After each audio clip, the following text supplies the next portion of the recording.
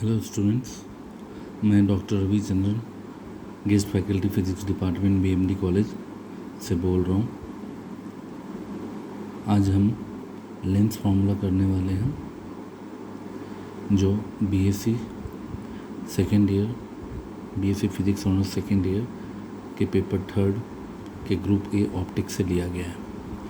तो हमें सिर्फ लेंस फार्मूला का इंट्रोडक्टरी क्लास लेना है, इसमें कोई डेरिवेशन नहीं करना है, क्योंकि डेरिवेशन हम ऑलरेडी क्लास 12th में कर चुके हैं, तो बस रिकॉल करना है। तो याद कीजिए, पहला जो फार्मूला था जिसको हम लोग बोलते हैं लेंस मेकर फार्मूला, वो क्या था? 1/f = μ2 by μ1 - 1 × 1/r1 - 1/r2। यहाँ पे f focal length, μ1 refractive index of first medium, μ2 refractive index of second medium, और R1 और R2 क्या था? फर्स्ट मीडियम का रेडियस ऑफ कर्वेचर, मीडियम नहीं बोलेंगे, फर्स्ट स्फेरिकल सरफेस का कर्वेचर और ये सेकेंड स्फेरिकल सरफेस का कर्वेचर होता था। ठीक है, रेडियस क्यों का है, और ये इस फॉर्मूले से लिया गया था, जो स्फेरिकल रिफ्रैक्शन का फॉर्मूला था, μ2 by v - μ1/u = μ2 - μ1/r। ठीक, तो बस ये बेसिक फॉर्मूला याद रखना है, और फिर इसी से हम लोग एक स्पेशल केस लेकर ये लेंस फार्मूला या थिन लेंस फार्मूला डिराइव किया था हमने। ये क्या था? 1/f = 1/v - 1/u।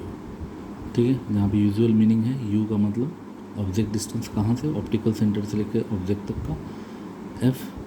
f क्या था? फोकल लेंथ ऑफ लेंस, और v क्या था? वो image distance from optical centre to image.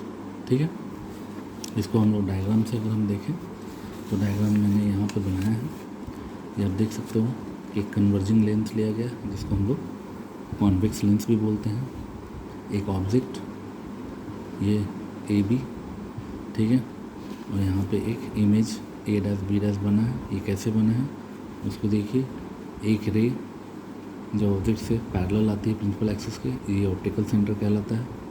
Mirror वाले केस में ये पोल कहलाता था, यहाँ पे ऑप्टिकल सेंटर बोलते हैं। तो ये अगर पैरेलल है तो रिफ्रैक्शन के बाद वो फोकस के थ्रू, किसका फोकस? इस वाले सरफेस का फोकस इस तरफ होगा, और इस वाले सरफेस का फोकस इस तरफ होगा, तो फोकस के थ्रू पास करती है। और अगर कोई रे ऑब्जेक्ट की तरफ से आ रही है और वो फोकस के थ्रू, किसका? इस सरफेस फोकस के थ्रू पास कर रहा है, तो आफ्टर रिफ्रैक्शन वो पैरेलल हो जाती है प्रिंसिपल एक्सिस। तो ये दोनों आफ्टर रिफ्रैक्शन जहाँ पे कट करेगा वहाँ से परपेंडिकुलर लाइन ड्रॉ करेंगे इस प्रिंसिपल एक्सिस पे, तो इस तरीके से हमें इमेज मिलेगा। तो इमेज आप देख सकते हो यहाँ पे उल्टा हो गया, A', B', ये प्रिंसिपल एक्सिस के नीचे, ये प्रिंसिपल एक्सिस के ऊपर है। ठीक है, तो यहाँ से यहाँ तक का डिस्टेंस फोकल लेंथ, क्यों? क्योंकि ये फोकस है। मुझे यहाँ पे लिख देना चाहिए, ये F है, ओके, ये पॉइंट, और ऑब्जेक्ट डिस्टेंस यहाँ से लेकर ऑप्टिकल सेंटर तक को कहते हैं तो U, और फिर ऑप्टिकल सेंटर से इमेज डिस्टेंस, इमेज के डिस्टेंस को कहते हैं V, तो ये V है। ठीक है, तो इसका यूजुअल मीनिंग आपको समझ में आ गया होगा कि 1/f = 1/v - 1/u क्या है। ठीक है, ओके। अब इसके बाद हम लोग मैग्नीफिकेशन पे आते हैं। तो मैग्नीफिकेशन का जैसे मिरर में था वही बेसिक डेफिनेशन है कि it is the ratio of image size, यानी H'। इमेज साइज़ किसको बोलेंगे?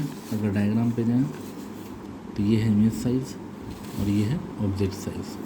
तो image size upon object size equal to, यहाँ पे V/U होता है। ध्यान याद करो, मिरर फॉर्मूला में ये -V/U होता है, यहाँ पे V/U। यहाँ भी वही मीनिंग है कि अगर M+ अगर आता है, जैसा कि हमने पिछले क्लास में, यानी कि मिरर फार्मूला की क्लास में हमने देख किया था कि H हमेशा पॉजिटिव होता है, ये ऑब्जर्व किया था, और H' वो डिपेंड करता है कि अगर इन्वर्टेड है यानी उल्टा है तो माइनस होगा, और सीधा है इस तरफ होता तो प्लस।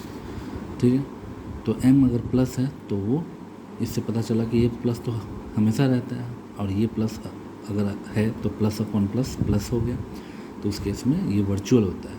अगर ये माइनस हुआ तो इसका मतलब H तो हमेशा प्लस है, तो यानी इसको माइनस होना पड़ा, तो इसका मतलब वो इन्वर्टेड है। तो M अगर माइनस है तो इन्वर्टेड यानी कि रियल है, M अगर प्लस है तो इरेक्ट मतलब वर्चुअल है। ठीक है, आई होप आपको ये लेंस फार्मूला भी अच्छी तरह से समझ में आ गया होगा। ठीक है, तो आप इस वीडियो को बार बार देख कर रिवाइज करें और ठीक है, कैसा लगा ये ज़रूर बताएं। ठीक है, तब तक के लिए अपना ख्याल रखिए। Bye, thank you so much.